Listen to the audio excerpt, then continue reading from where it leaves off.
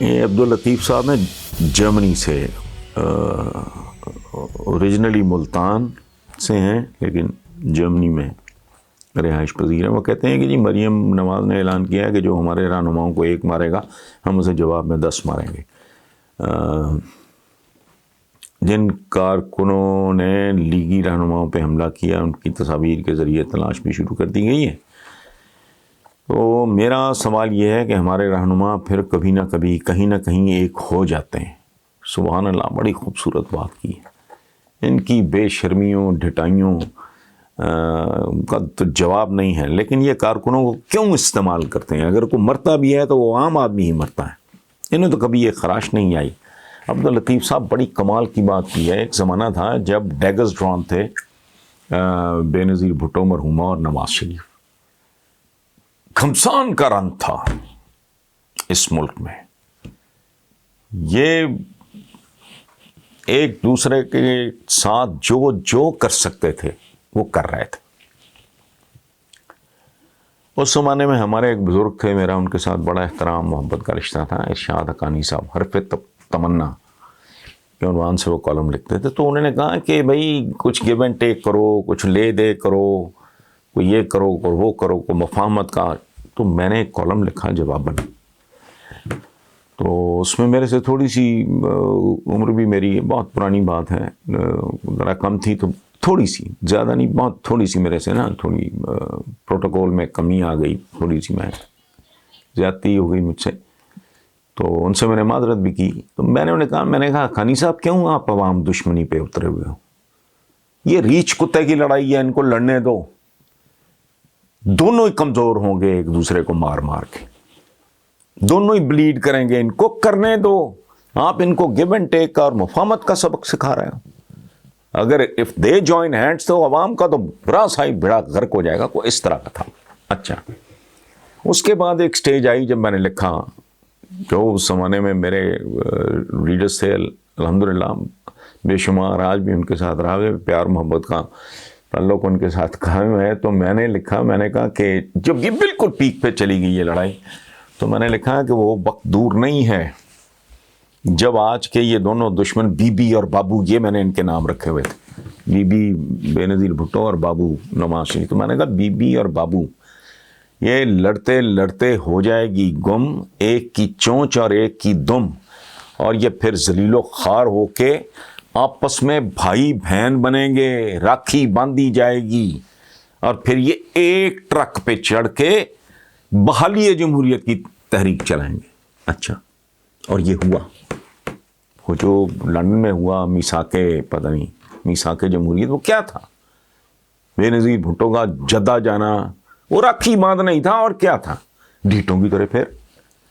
تو یہ جو بات آپ کر رہے ہیں نا کہ یہ پھر اکٹھے ہو جاتے ہیں، تو کچھ بھی ہو سکتا ہے، ہماری ٹریڈیشن ہے۔ بے تاریخ میں نے تو نہیں لکھی، نہ میں نے بنائی ہے، میں تو صرف اس کو دیکھ کے اس پہ کامنٹ کرنے والا آدمی ہوں نا۔ اچھا، باقی یہ جو سوال ہے نا کہ لیکن یہ کارکنوں کو کیوں استعمال کرتے ہیں؟ اگر کوئی مرتا بھی ہے تو وہ عام آدمی ہوتا ہے، ان میں سے کسی کو تو کبھی خراش تک نہیں آتی۔ تو حضور یہ بہت اچھی بات، یہ بہت ہی عمدہ بات ہے، کیونکہ ان کے ساتھ ایسا ہی ہونا چاہیے جنہیں برس ہا برس یہ تماشے دیکھتے ہوئے آج تک سمجھ نہیں آ رہی کہ وہ اقتدار کے اس کھیل میں اس ٹیشو پیپر کی طرح استعمال ہوتے ہیں۔ ٹوتھ پک نہیں ہوتا، خلال استعمال کیا، پھینک دیا۔ یہ ورکر کی اوقات اور حیثیت ہے۔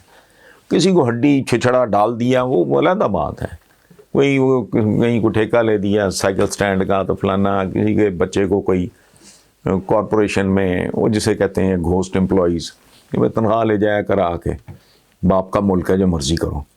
ریلوے میں یہ جو ادارے تباہ ہوئے ہیں ہمارے، کیسے ہوئے ہیں؟ یہ ان کو اس طرح اوبلائج کر دیا، کسی کو کر دیا، کچھ کو کر دیا، کوئی رستے میں ہی مارے مورے گئے۔ تو یہ بھی لوگ جو ہے نا، یہ بھی کوئی اتنے معصوم نہیں ہیں جو استعمال ہوتے ہیں، یہ بھی ہوتے اپنی اپنی مار پہ ہی ہیں، اپنی اپنی واردات پہ ہیں۔ میں چند دن پہلے نہیں، یہ جس دن یہ اعتماد کا وہ لیا ہے प्राइम मिनिस्टर ने, तो मैं देख रहा था कुछ ऐसे लोगों को फक्का ज़दा, वो तुम किस चक्कर में भंगड़े डाल रहे हो, कौन हो तुम, तुम्हें कोई काम नहीं है, जाओ जाके घर में आराम करो और कुछ नहीं कर सकते, जाओ कहीं अल्लाह अल्लाह करो। मैं बूढ़े बंदे, सफ़ेद दाढ़ियाँ, मतलब जान है नहीं, कपड़े अजीबो गरीब, बुरा हाल, बांके दिहाड़े, वो अपना छलांगे मार रहे हैं, नाच रहे हैं। ये जो बड़ा ज़बान ज़द आम हो गया है अल्हम्दुलिल्लाह। मैंने तो बहुत सारे लिखे हुए लफ्ज़, अशराफिया को मैंने बदमाशिया लिखा, रोज़नामा ख़बरें की बात है 27 साल पहले, वो चल निकला। फिर मैंने कहा ये कीमे वाले नान नाचते हैं, ये वोटर शोटर नहीं होता, जमहूरियत नहीं नाच रही होती। जमहूरियत तो इस मुल्क में रोज़े अव्वल से बेवा है, जमहूरियत की तो इस मुल्क में रुखसती नहीं हुई, मंगनी हुई और वो बेवा हो गई। ये जो खाता है ना, तो ये भी कोई इतने को मासूम नहीं है, होते ही अपनी अपनी दिहाड़ी, अपनी अपनी वारदात पे कुछ का तुक्का लग जाता है, कुछ का नहीं लगता। मैं इतनी सी कहानी है, मुझे तो सच्ची बात है इनके साथ भी कोई हमदर्दी नहीं है, जो होता है इनके साथ ठीक होता है। अपोजिशन ये भी एतराज़ कर रही है कि फिरदौस आशिक अवान समेत कई सियासतदान ऐसे थे जो मेंबर कौमी असम्बली थे ही नहीं, फिर भी वहाँ मौजूद थे, वगैरह वगैरह। आप इस बारे में क्या कहते हैं? देखो भाई, एक सीधी सिंपल बात है, मुझे तो बड़े से बड़ा फन खान भी आके अगर वो बात करेगा तो मैं उससे पहले मेरिट पे देखूंगा। कॉमन सेंस होती है ना। मसलन मुझे अगर कोई मेरे बारे में, अगर कोई मेरे करीबी तरीन को, किसी अजीज़ तरीन को ये कहे कि मैंने 1 टन वज़न उठाया हुआ था, उसको चाहिए इमीडिएटली कहे, बेहुदा बात। कुछ चीज़ें हैं जो कुछ लोगों पे जच जाती हैं, कुछ हैं जो नहीं जचती, बेतुकी होती हैं। वो आप घर बैठे, आप जर्नलिस्ट हैं, नहीं हैं, आपके पास कोई इन्फॉर्मेशन है, एक्सक्लूसिव कोई ख़बर है, नहीं है, या आपको जानकारी है, नहीं है, या आप कोई पॉलिटिकल साइंटिस्ट हो, नहीं हो, उसको छोड़ें आप। कॉमन सेंस की बात है कि भाई अंधे थे ये, इनको नज़र नहीं आ रहा था, ईमान से भागे क्यों? भाई मौका वारदात पे पकड़ो ना, तुम तो रंगे हाथ तो पकड़ सकते हो, क्यों भागे तुम? अंदर जाए खप डालते, कहते करो दरवाजे बंद, शुरू करो गिनती। कुछ भी नहीं है। अगर ये गलत थे तो इनको रंगे हाथों पकड़ते भाई, कॉमन सेंस की बात है। अब ये चपड़ चपड़ कर रहे हैं, उसकी वजह है या हमारा पॉलिटिशियन, मोस्टली एक्सेप्शंस हैं, ये पैदावार ही झूठ के होते हैं। इनका डीएनए जो है उसमें सवाए झूठ के, मुनाफकत के, गंद के, ढिठाई के, बेशर्मी के, बेहयाई के होता ही कुछ नहीं। वरना सारी तारीख आपके सामने है ना जी।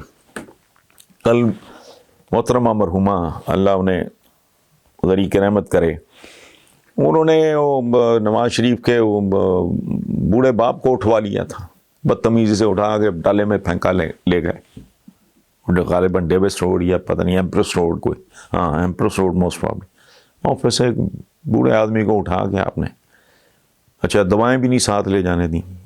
जवाबन ये कैरेक्टर है।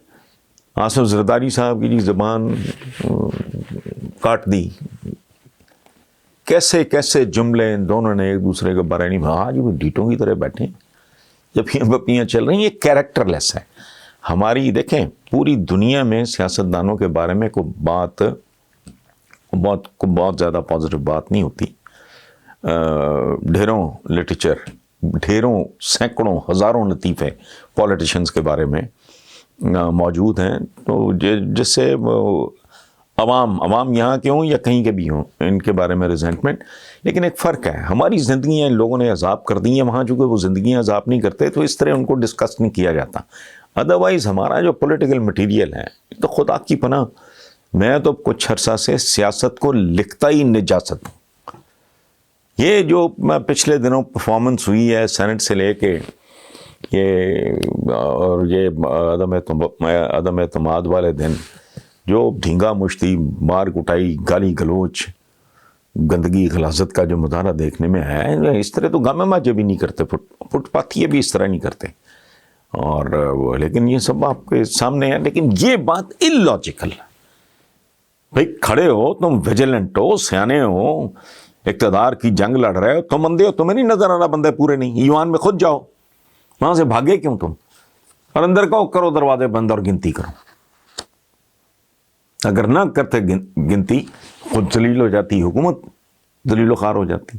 لیکن نہیں، اب بول رہے ہیں تو کیا فضول بات کر رہے ہیں، جھوٹ بول رہے ہیں.